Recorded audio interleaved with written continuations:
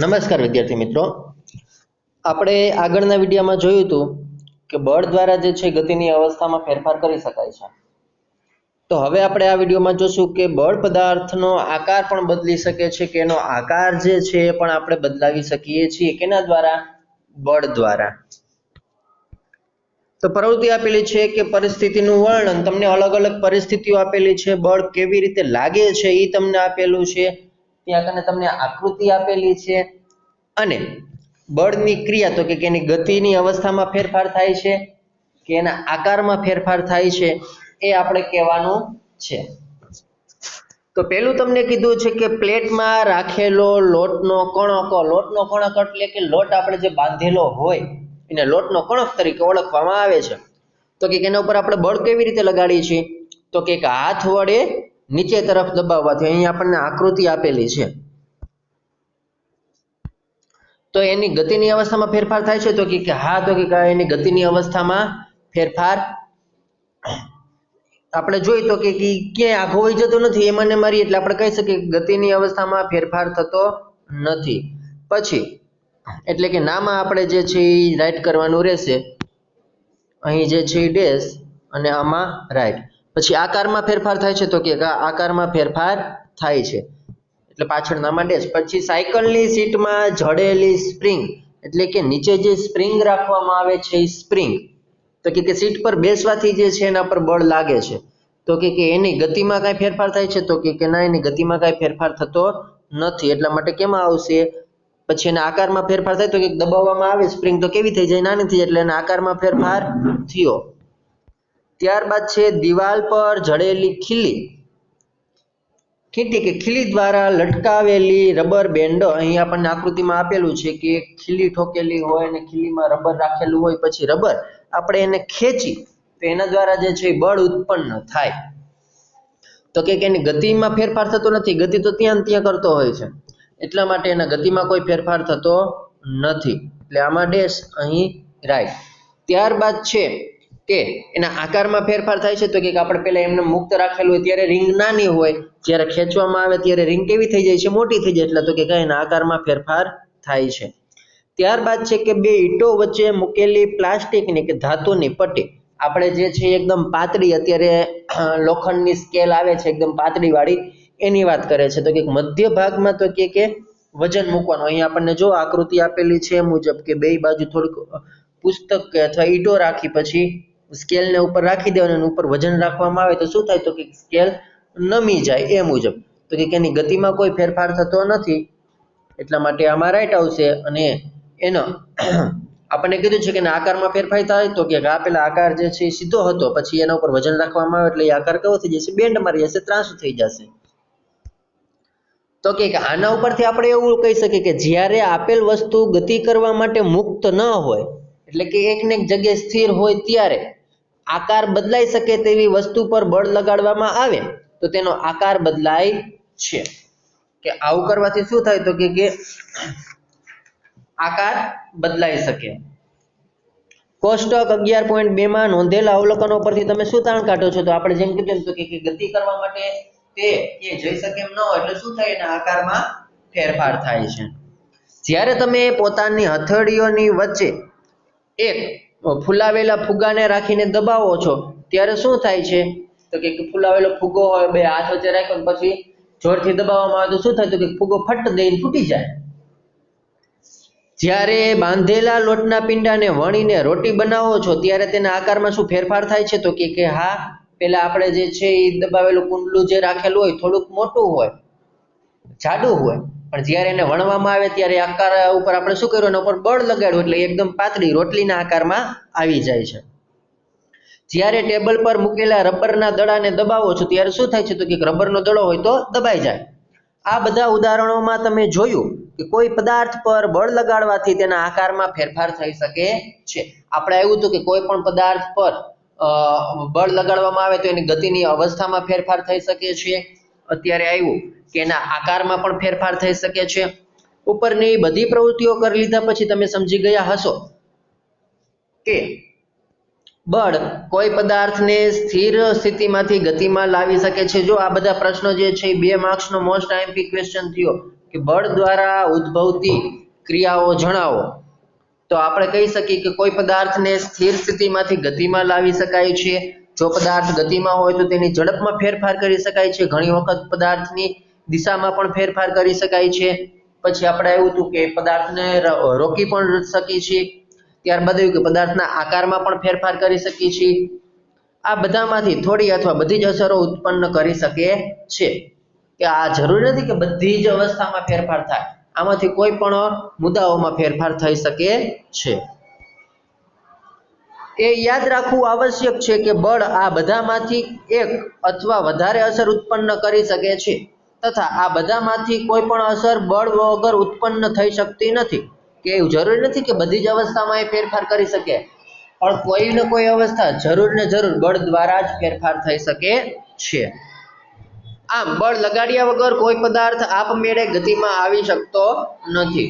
કે સાયકલ હોય, આપણે સાયકલ ચલાવી હોય તો આપણે બળ લગાડ્યા વગર સાયકલ જે છે ગતિમાં લાવી શકતા નથી. એક વખત તો આપણે બળ કરવું જ પડે છે, લગાડવું જ પડે. આપમેળે ગતિની દિશા બદલી શકતો નથી અને આપમેળે પોતાનો આકાર પણ બદલી શકતો નથી. તો ત્યારબાદ બળના બે પ્રકાર છે, સંપર્ક બળ અને અસંપર્ક બળ. તો પેલું સંપર્ક બળમાં ઉદાહરણ છે સ્નાયુ બળ. શું તમે ટેબલ પર પડેલા પુસ્તકને સ્પર્શ કર્યા વગર ધક્કો મારી શકો કે ઉપાડી શકો છો? આપણે ટેબલ ઉપર પુસ્તક પડ્યું હોય તો આપણે એમને પુસ્તકને ઉપાડી શકીએ કે ધક્કો મારી શકીએ? તો કે ના, આપણે કઈ એવા જાદુગર નથી કે એમને જાદુ કરીને પુસ્તક જે છે એ આખું વહી જાય કે ઉપાડી શકીએ. તો એના માટે આપણે શું કરવું પડે? તો કે પુસ્તકને સ્પર્શ કરવું પડે. શું પકડ્યા વગર પાણીની કોઈ ડોલને તમે ઉચકી શકો છો? તો કે ના, આપણે પકડ્યા વગર પાણીની ડોલ જે છે ને આપણે ઉચકી શકતા નથી. સામાન્ય રીતે કોઈ વસ્તુ પર બળ લગાડવા માટે તમારા શરીરનો વસ્તુની સાથે સંપર્ક થવો જરૂરી છે. જો કોઈ પણ કાર્ય આપણે કરવું હોય તો આપણે શું કરવું જરૂરી છે? એ વસ્તુને આપણે સંપર્ક કરવો જોઈએ, ટચ કરવો જોઈએ, અડવું જોઈએ, તો અને તો જ જે છે એ વસ્તુ ઉપર આપણે બળ લગાડી શકીએ છીએ. સંપર્ક કોઈ લાકડી કે દોરડા વડે પણ થઈ શકે છે. કે સંપર્ક આપણે માની લો કે પાણી કૂવામાંથી ડોલ વડે ખેંચવું છે, તો અહીંયા કનાથી ડોલને પકડવા જવાની જરૂરિયાત નથી. આપણે શું કરીએ છીએ? ડોલને દોરી વડે બાંધી દઈએ છીએ ને પછી દોરી આપણે ખેંચીએ છીએ. એટલા માટે આપણે લાકડી કે દોરડા વડે પણ આપણે સંપર્ક કરી શકીએ છીએ. જ્યારે આપણે કોઈ વસ્તુ જેવી કે સ્કૂલ બેગને ધક્કો મારીએ છીએ કે પાણીની ડોલને ઉચકીએ છીએ, ત્યારે બળ ક્યાંથી આવે છે? આ બળ આપણા શરીરના સ્નાયુઓ દ્વારા લાગે છે. ક્યાંથી લાગે છે? આપણા શરીરની અંદર જે સ્નાયુઓ આવેલા છે એ સ્નાયુઓ દ્વારા એ બળ આપણને પૂરું પાડે છે. આપણા સ્નાયુઓની ક્રિયાને લીધે લાગતા બળને સ્નાયુ બળ કહે છે.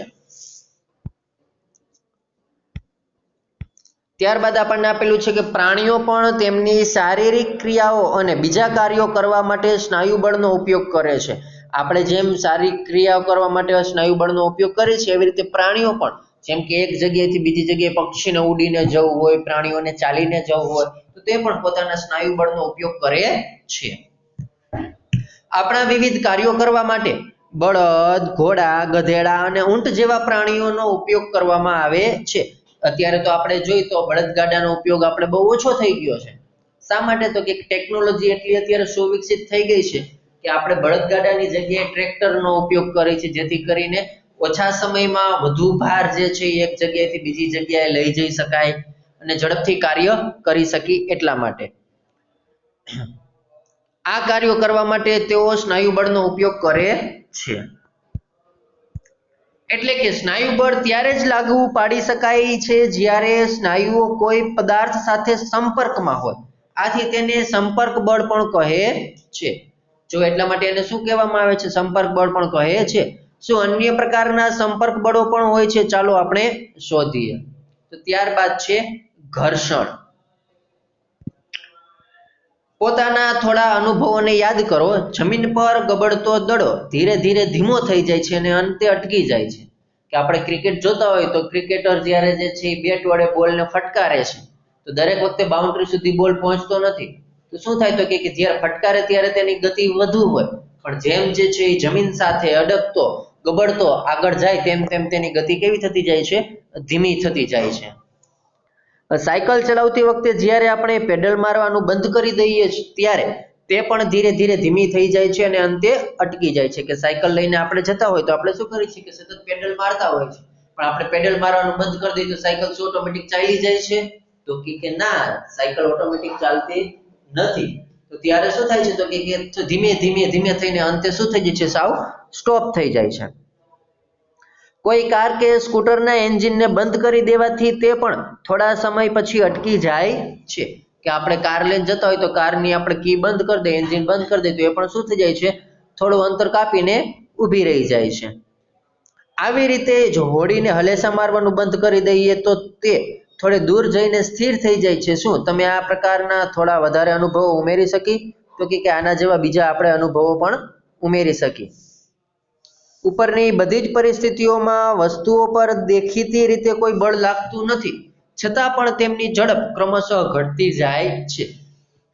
કે આપણને ક્યાંય બળ દેખાતું નથી, છતાં પણ શું થાય છે કે ધીમે ધીમે થઈને બધી વસ્તુ જે છે એ અંતે ઊભી રહી જાય છે। તેમની ગતિની અવસ્થા શેના કારણે બદલાય છે? તો કે આપણે જે છે ફૂલ સ્પીડથી આપણે બોલનો ઘા કર્યો તો થોડું અંતર કાપીને જે છે એ બંધ થઈ જાય છે, તો ત્યારે શું કોઈ એવી એની ગતિનો વિરોધ કરતું ત્યાં કને બળ ઉત્પન્ન થતું હશે? શું તેના પર કોઈ બળ લાગતું હશે? શું તમે અનુમાન લગાવી શકો છો કે દરેક કિસ્સામાં બળ કઈ દિશામાં લાગતું હોવું જોઈએ? તો કે પદાર્થ જે દિશામાં ગતિ કરતો હોય એની વિરુદ્ધ દિશામાં બળ લાગે તો અને તો જ એની ગતિ જે છે એ ધીમી પડે। આપણે આગળ એવું શીખી ગયા, તો એટલા માટે એની ગતિનો વિરોધ કરતું કોઈ એક અલગ પ્રકારનું બળ લાગતું હોવું જોઈએ। આ બધા ઉદાહરણોમાં પદાર્થની ગતિની અવસ્થામાં ફેરફારનું કારણ ઘર્ષણ બળ છે। કયું બળ છે? ઘર્ષણ બળ। જમીન તથા દડાની સપાટી વચ્ચે લાગતું ઘર્ષણ બળ જ ગતિમાન દડાને સ્થિર સ્થિતિમાં લાવે છે। કે આપણે જે છે સાયકલ લઈને જતા હોય, સાયકલમાં પેડલ મારવાનું બંધ કરી દઈને થોડુંક અંતર કાપ્યા પછી સાયકલ ઊભી રહી જાય છે, તો એનું પણ કારણ શું છે? ઘર્ષણ બળ। તે જ રીતે પાણી અને હોડીની સપાટી વચ્ચેનું ઘર્ષણ બળ એકવાર હલેસા મારવાનું બંધ કરવાથી હોડીને સ્થિર કરી દે છે। ઘર્ષણ બળ બધા ગતિમાન પદાર્થો પર લાગે છે અને તેની દિશા હંમેશા પદાર્થની ગતિની વિરુદ્ધ દિશામાં હોય છે। જો આવ્યું ઘર્ષણ બળની દિશા કઈ હોય? તો કે પદાર્થ જે દિશામાં ગતિ કરતો હોય એની ગતિની હંમેશા વિરુદ્ધ દિશામાં હોય છે। કારણ કે ઘર્ષણ બળ બે સપાટીઓ વચ્ચે સંપર્કને લીધે ઉત્પન્ન થાય છે, તેથી તે સંપર્ક બળનું પણ એક ઉદાહરણ છે। તો આ આગળ આવી ગયું સ્નાયુ બળ, અને બીજું જે છે ઘર્ષણ બળ, એ પણ કેનું ઉદાહરણ છે? સંપર્ક બળનો। જો સંપર્ક હોય તો જ ઘર્ષણ બળ લાગે, નહીતર લાગે નહીં। આ બળ વિશે પ્રકરણ 12 માં તમે વધારે શીખશો। તો આ બળ વિશે આપણે સંપર્ક બળનું ઉદાહરણ આપણે જે છે 12મા ચેપ્ટર આપણે પૂરો થઈ ગયો છે અને એમાં આપણે સારી રીતે શીખી ગયા છીએ।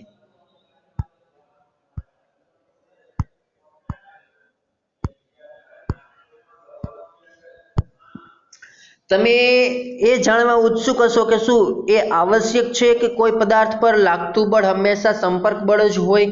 તો કે ના, દરેક વખતે એવું જરૂરી નથી કે લાગતું બળ હંમેશા સંપર્ક બળ જ હોય।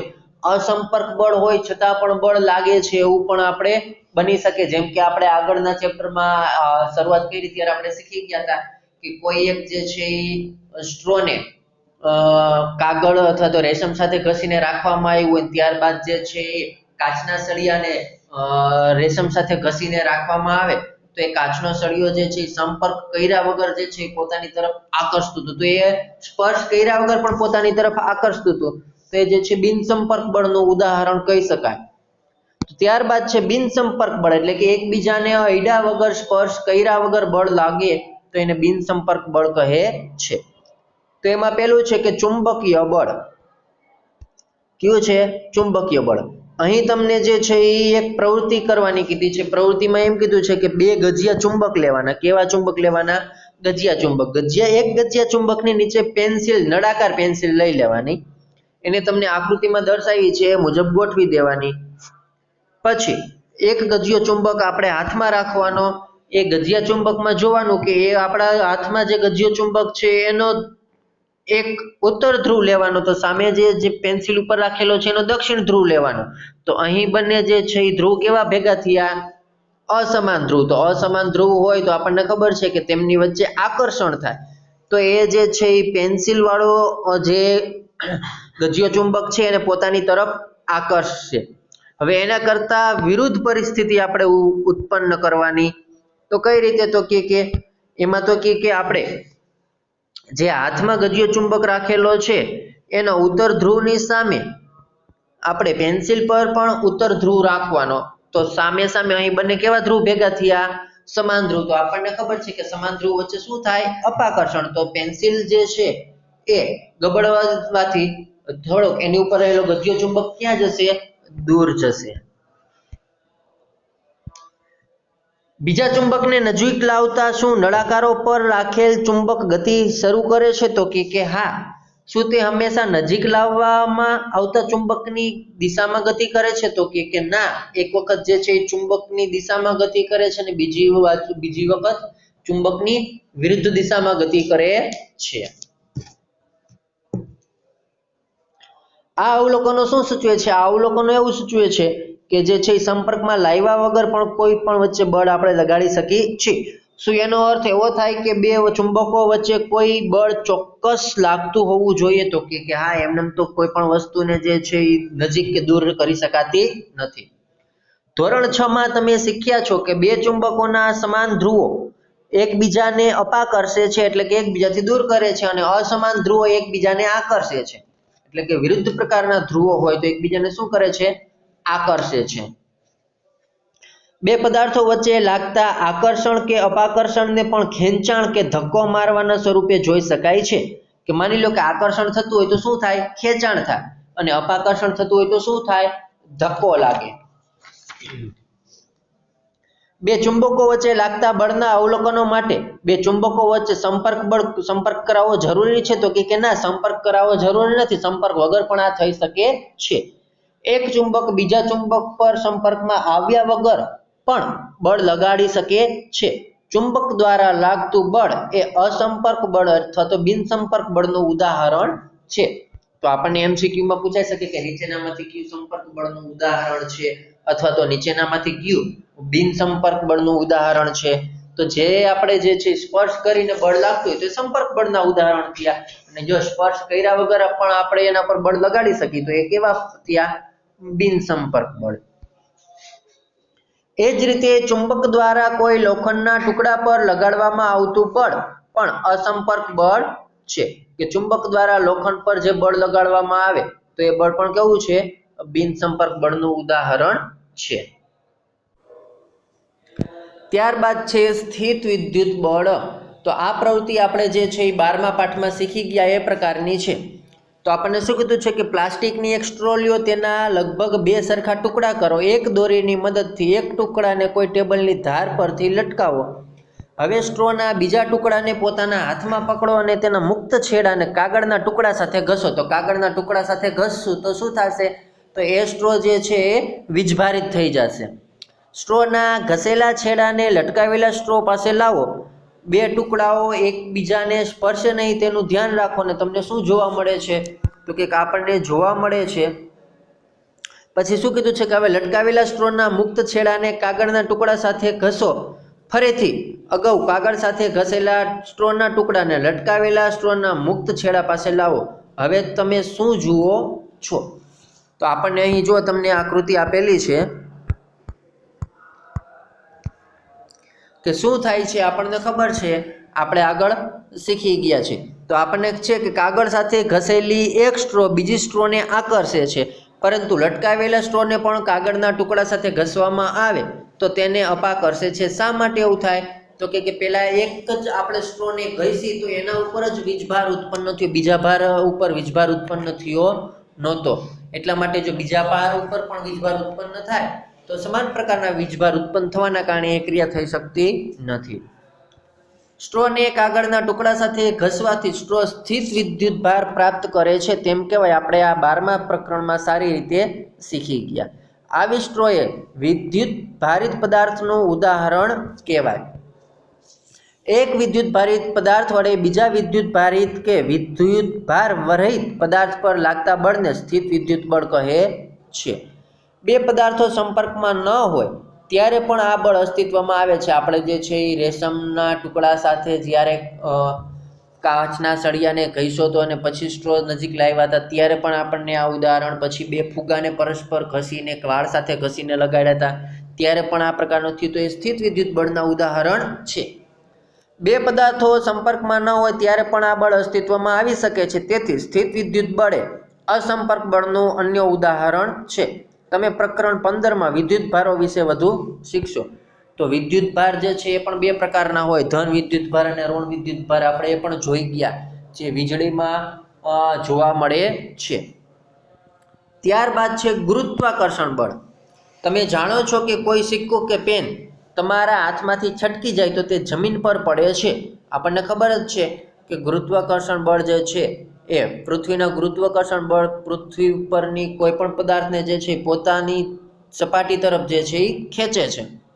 વૃક્ષથી અલગ થતાં પછી પાંદડાઓ અને ફળ પણ જમીન તરફ જ પડે છે. શું તમને ક્યારે આશ્ચર્ય થયું કે આવું શા માટે થાય છે?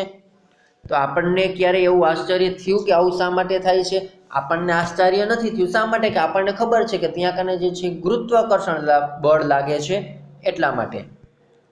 જ્યારે સિક્કો તમારા હાથમાં પકડેલો હોય છે ત્યારે તે સ્થિર અવસ્થામાં હોય છે. જેવા તેને છોડવામાં આવે કે નીચેની તરફ ગતિ કરાવવાની શરૂઆત કરે છે, તે પરથી સ્પષ્ટ છે કે સિક્કાની ગતિની અવસ્થામાં ફેરફાર થાય છે. શું તેના પર બળ લાગ્યા વગર આવું શક્ય છે? તો કે ના. તો કે એના ઉપર બળ લાગ્યું. તો આ કયું બળ છે? તો કે આ જે છે એ ગુરુત્વાકર્ષણ બળ છે. પદાર્થો કે વસ્તુઓ પૃથ્વી તરફ એટલે પડે છે કારણ કે પૃથ્વી તેમને પોતાની તરફ ખેંચે છે. આ બળને ગુરુત્વ બળ કહે છે. ગુરુત્વાકર્ષી બળ અથવા માત્ર ગુરુત્વ કહે છે. ગુરુત્વ બળ બધા જ પદાર્થો પર લાગે છે.